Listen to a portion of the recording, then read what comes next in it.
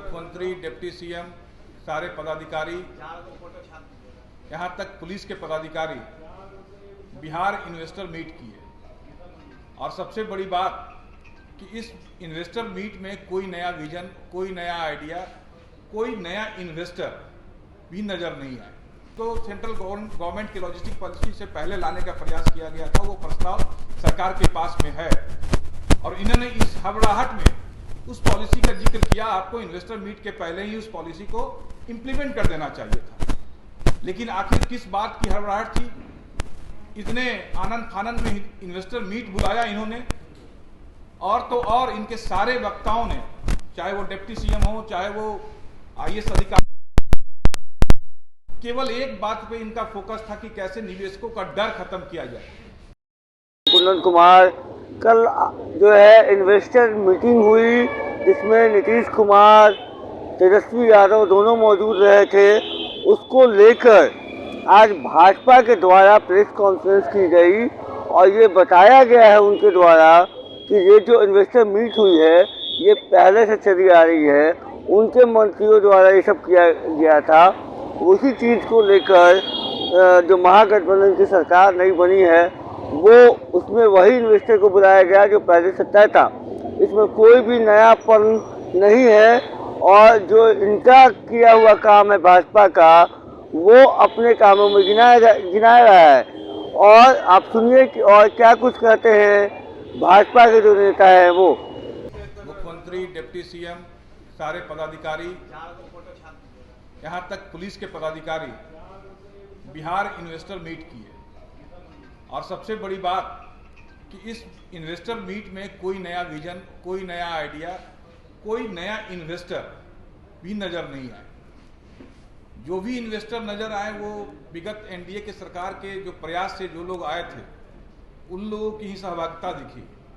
मुख्यमंत्री जी ने जिन नई इंडस्ट्री की बात की उसमें इथेनॉल की बात की, उन्होंने बात की लेदर पॉलिसी की, उन्होंने बात की टेक्सटाइल पॉलिसी की, लेकिन ये बताने से गुरेज किया कि 2020 के बाद जब एनडीए के सरकार में भाजपा के पास पहली बार उद्योग मंत्रालय आया तो बिहार सरकार की जो पुरानी 2006 की इंडस्ट्रियल पॉलिसी थी, जो 2011 की इंडस्ट्रियल पॉलिसी थी और जो 2016 की जो इंडस्ट्रियल पॉलिसी थी, उसकी खामियों को दूर करने का प्रयास भाजपा के उद्योग मंत्री श्री शाहनवाज हुसैन के द्वारा किया गया था 2020 के बाद, जिसका परिणाम था इथेनॉल पॉलिसी, टेक्सटाइल पॉलिसी और लेदर पॉलिसी। नीतीश कुमार जी ने कोई नई पॉलिसी की बात नहीं की। उन्होंने बात की लॉजिस्टिक पॉलिसी की,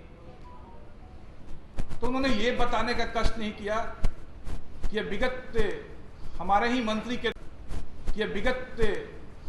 मंत्री के द्वारा इस लॉजिस्टिक पॉलिसी को सेंट्रल गवर्नमेंट की लॉजिस्टिक पॉलिसी से पहले लाने का प्रयास किया गया था, वो प्रस्ताव सरकार के पास में है और इन्होंने इस हड़बड़ाहट में उस पॉलिसी का जिक्र किया। आपको इन्वेस्टर मीट के पहले ही उस पॉलिसी को इंप्लीमेंट कर देना चाहिए था, लेकिन आखिर किस बात की हड़बड़ाहट थी? इतने आनंद फानंद में इन्वेस्टर मीट बुलाया इन्होंने, और तो और इनके सारे वक्ताओं ने, चाहे वो डिप्टी सीएम हो, चाहे वो आईएएस अधिकारी, केवल एक बात पे इनका फोकस था कि कैसे निवेशकों का डर खत्म किया जाए। ये किस बात का डर था उसे भी बताने का आप लोग उनसे पूछने का कार्य करेंगे कि वो किस बात की डर की बात कर रहे थे वो निवेशकों से। और सबसे बड़ी बात कि उनके सारे वक्ता केवल और केवल मीडिया को निशाने पर लिया।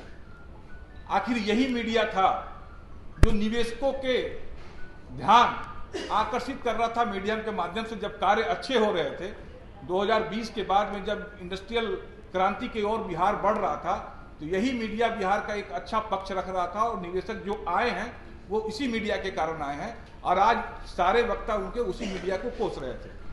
हमने बात की कि जो नीतिगत रिफॉर्म्स नीतीश सरकार को पहले से करना चाहिए था और जो हमारे उद्योग मंत्री कर रहे थे, उस नीतिगत रिफॉर्म्स को आज भी उन्होंने इंप्लीमेंट नहीं किया और इस मीडिया को सारा दोष देने का कार्य किया।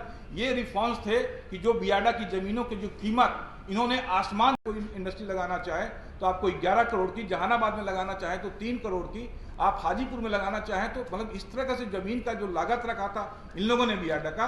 वो जो नीतिगत रिफॉर्म्स हमारे मंत्री कर रहे थे, भाजपा के मंत्री कर रहे थे, उसके बारे में उन्होंने कोई जिक्र नहीं किया। इन्होंने जिक्र किया कि जो लोकल प्रोडक्ट है उसको सरकारी खरीद में प्राथमिकता दी जाएगी। क्या ये पॉलिसी इन्हें पहले से बना लेना चाहिए था या ये बताना चाहिए था कि नहीं, कि ये भी 2020 के बाद में भाजपा के प्रयास से ये पॉलिसी बिहार सरकार अपनाने की ओर आगे बढ़ी थी। और सबसे बड़ी बात कि जो मुख्यमंत्री महोदय ने जो निवेशकों से हाथ उठाकर जो समर्थन मांगा, ऐसा लगा कि वो किसी चुनावी रैली को संबोधित कर रहे थे, न कि किसी एक के बिहार की दिशा और दशा सुधारने के लिए आए हुए निवेशकों से। इसलिए मैं बार बार इस बात को दोहराना चाहूंगा कि वो क्यों एसपी और डीएम को निर्देश दे रहे थे, किस बात के लिए निर्देश दे रहे थे, किस बात का डर वो बताना चाह रहे थे। कुल मिला के हमारे नजरों में ये इन्वेस्टर मीट नहीं था, ये लॉ एंड ऑर्डर मीट था। और इनकी पूरी कथनी और करनी में, चाहे वो डीजीपी का आप देखेंगे, उनका डीजीपी का जो वक्तव्य था, किस हिसाब से वो बात कर रहे थे, डिप्टी सीएम किस हिसाब से मीडिया पे आरोप लगा रहे थे, सीएम किस हिसाब से एक एक चीज करने की दुहाई दे रहे थे। इसलिए ये कुल मिला के एक फ्लॉप इन्वेस्टर मीट था। बिहार का एक अच्छा कह सकते हैं कि परिचय निवेशकों के बीच में नहीं गया है। भारतीय जनता पार्टी इस तरह के आनन फानन में बुलाए हुए इन्वेस्टर मीट को, भारतीय जनता पार्टी इस तरह के बिना तैयारी के किए गए इन्वेस्टर मीट का विरोध करती है। धन्यवाद। प्रदेश अध्यक्ष जगदानंद सिंह भाजपा नेता का आरोप। बहरहाल अब बने रहिएगा ऐसे ताज़ा तरीन खबरों के लिए प्रेस जागरण के साथ। तब तक के लिए धन्यवाद।